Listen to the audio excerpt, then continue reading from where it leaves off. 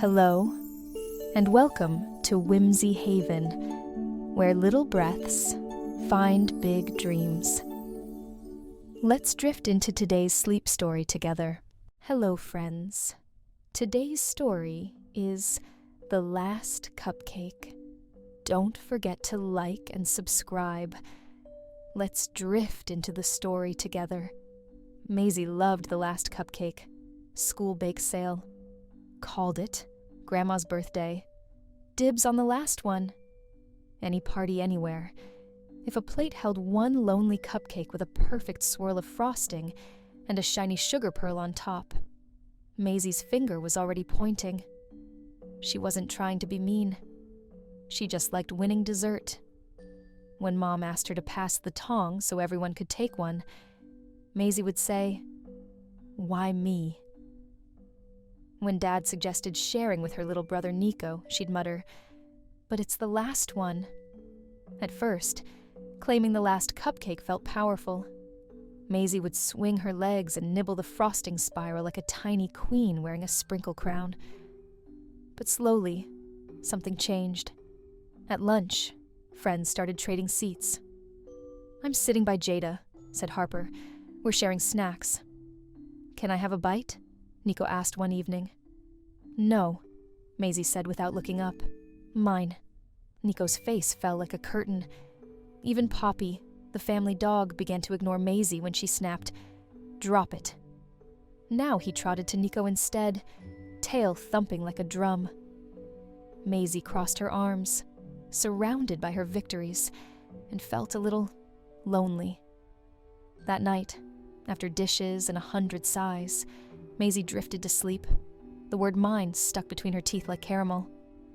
A night in Cupcake Commons. Maisie woke into a warm, sweet world that smelled like vanilla and fresh sugar cookies. Above her, the moon looked exactly like a dollop of whipped cream. Pink clouds floated like cotton candy, and a wooden arch stretched across a cobblestone street. Welcome to Cupcake Commons. Shop windows glowed.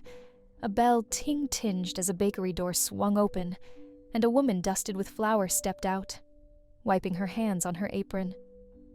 "Evening, little last cupcake keeper," the woman said, her eyes smiling.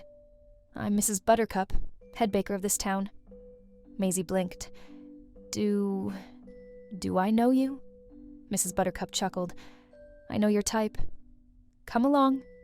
They strolled past displays of cupcakes that whispered, "Hello," with frosting swirls in every color. Lemon sun, blueberry twilight, chocolate midnight. Every platter was full, except the pedestal in the center of the square, where a single cupcake sat shimmering under a glass dome. Its frosting curled just so, with one silver sugar star at the top. It looked like a wish you could eat. "Last one," Maisie breathed, edging closer. "I call—" Before she could finish, a line formed. Kids, grandparents, a mail carrier with sprinkle dust on his sleeves, a violinist balancing a case with stickers. All of them. Leaned in with hopeful eyes. Maisie's finger pointed on its own. "Mine." The word bounced like a rubber ball. "Mine. Mine. Mine." It grew louder, thicker, heavier until the square shook. Mrs. Buttercup touched Maisie's shoulder. "Careful, dear." "Here, words have weight." "But it's just one cupcake," Maisie said, hugging herself. "If I don't take it now, there won't be any left." "Is that true?" asked a voice like wind through paper. Maisie looked up. Perched on the bakery sign was a small owl wearing a chef's hat. Or is it only the story you tell yourself? "I'm Sir Whisk," he hooted softly. The cupcake under the dome quivered. The longer Maisie stared, the more it seemed to shrink. A child in line whispered, "My grandma loves vanilla." And Maisie's chest pinched. In the glossy curve of the glass, she saw Nico's disappointed face. Mrs. Buttercup lifted a flory hand. "3 trials," she said kindly. "Pass them, and you may choose what to do with the last cupcake." First, the trial of warmth. They walked to a bench where a tired mail carrier sat rubbing his hands. Beside him, steam rose from a thermos of cocoa. "Share your warmth," murmured Mrs. Buttercup, "or save it for later. Your choice." Somehow Maisie had a soft sprinkle scarf around her neck, blue with tiny stitched stars. She hesitated, then wrapped the scarf around the man's shoulders and poured half her cocoa into his cup. The air hummed. A bell chimed once. Far across the square, the cupcake on the pedestal puffed a little taller, as if kindness were yeast. "Second," said Mrs. Buttercup, "the trial of help." At a fountain shaped like a mixing bowl, a baker's assistant wobbled under a stack of pink boxes labeled birthday wishes. Maisie ran, steadying the tower with both hands. Together, they delivered the boxes to a door with a brass cupcake knocker. The assistant beamed. "Thanks." The bell chimed twice. The frosting on the last cupcake swirled higher, the silver star shining a touch brighter. "Third," Mrs. Buttercup's eyes sparkled. "The trial of the bite." They returned to Cupcake Commons. The line by the pedestal had grown. Children rocked from heel to toe, whispering like leaves before a dance. Mrs. Buttercup pointed at the cupcake. "This one is tricky, dear. You must decide what to do with the bite you want most." Maisie stepped forward. Her mouth watered. She could taste it already. The vanilla cloud, the sugar star, the tiny crunch, the soft crumb. Her hand hovered over the dome. She thought of Nico. She thought of Harper and Jada trading seats. She thought of Poppy choosing someone else's lap. She remembered the way mine had bounced back and thumped into her chest. Heavy, lonely. Maisie straightened. "I'll take a little bite," she whispered, "and share the rest."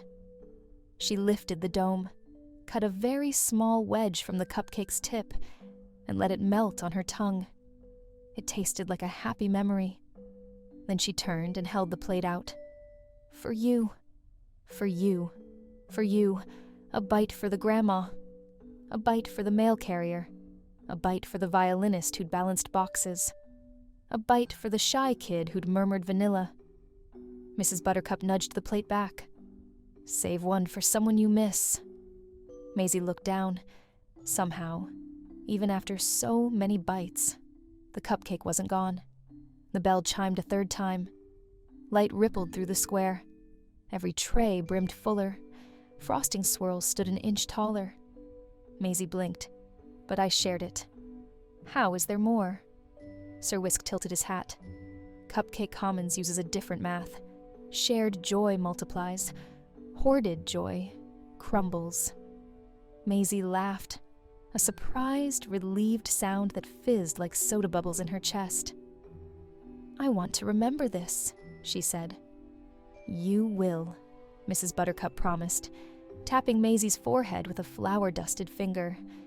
"Because you'll taste it again. In your kitchen." Flour glittered like snow. The square blurred, warm as vanilla. The bell faded into the beep of Maisie's alarm. Morning with new frosting. Sunlight lay across Maisie's blanket like a golden ribbon. Down the hall, Dad hummed off key, and Mom clinked mugs. Nico practiced whistling. Poppy snored like a tiny accordion. Maisie padded to the kitchen. On the counter sat a bakery box from yesterday's party. Inside, 2 cupcakes. One a little smushed, one perfect with a silver sugar star. Her mouth watered. The dream tingled inside her like a secret sparkler. "Good morning, Cupcake Bandit," Dad teased, handing her a plate. Nico peeked over the counter. "Is there, any left?" Maisie looked at the box. She could point. She could call. She could guard the perfect swirl with her elbow. Instead, she took a breath and heard bells that weren't there. 1, 2, 3. "Hey, Nico?" she said, sliding the box toward him. Want to split the last cupcake? His eyes went round as gumdrops. Really? Really. And you pick first? He chose the smushed one like it was treasure. Maisie cut the perfect cupcake down the middle and pushed the larger half to him, just because it felt good. Nico grinned the grin that made his ears look extra small. Poppy thumped his tail. The kitchen seemed to grow one size bigger. At lunch, Maisie unwrapped a sandwich and saw Harper eyeing the last mini cookie in a packet. Maisie broke it into 4. Want to try new math? She asked, handing pieces around the table. What kind? Harper said. Sharing math, Maisie said. It multiplies happy. After school, Dad carried in groceries while Mom balanced mail and a droopy bunch of tulips. Need help? Maisie asked, surprising herself. She took the bags before the question could wander away. When she walked Poppy later, she tried the gentle voice. He trotted back immediately, like her words were a leash made of light. That evening, a bakery box appeared after dinner. Inside, one perfect cupcake. Vanilla cloud swirl, silver star. Everyone stared. Maisie felt the old tug. Her finger twitched. She looked at her family. Nico's milk mustache. Mom's tired but sparkly eyes. Dad humming the cupcake song he'd made up when she was 5. I have an idea, she said. Let's do a last cupcake circle. The what? Dad asked. We each say one good thing from the day, Maisie explained, and then we share tiny bites all around. The cupcake goes in a circle till it's gone. They went around the table. Nico, Poppy didn't eat my homework. Mom, sun and tulips. Dad, a helper who carried groceries. Maisie, cheeks warm. I remembered a dream, and it tasted like vanilla. She cut very small bites. The cupcake made it around once, twice. Somehow, everyone felt like they'd had dessert and a story. Later, while brushing her teeth, Maisie peered into the mirror.